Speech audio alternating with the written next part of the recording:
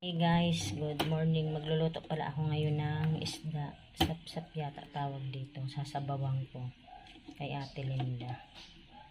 Igosan na lang natin.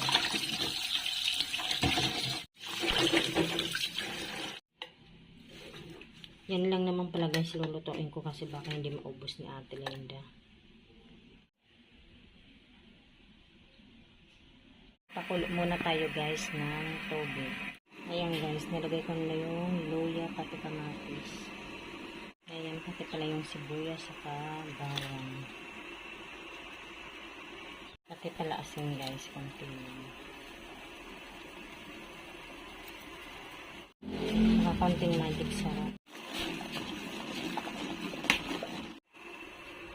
Ayan pala na. Ayan, hulog na natin yung isda.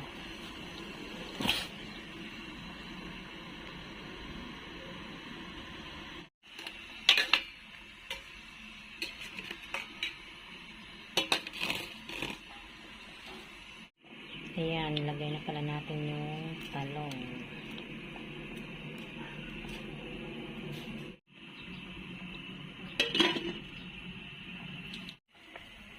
Pati okra. Nilagyan ko pala guys okra.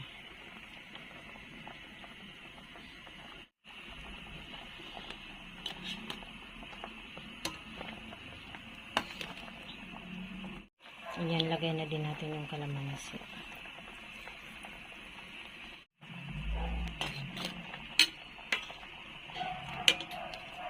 Yan guys, hanggang dito na lamang. Maraming salamat po sa inyong lahat sa panonood sa aming channel. God bless everyone. Bye. Kain ka na, Ate Linda. Ayan lang yung rice mo.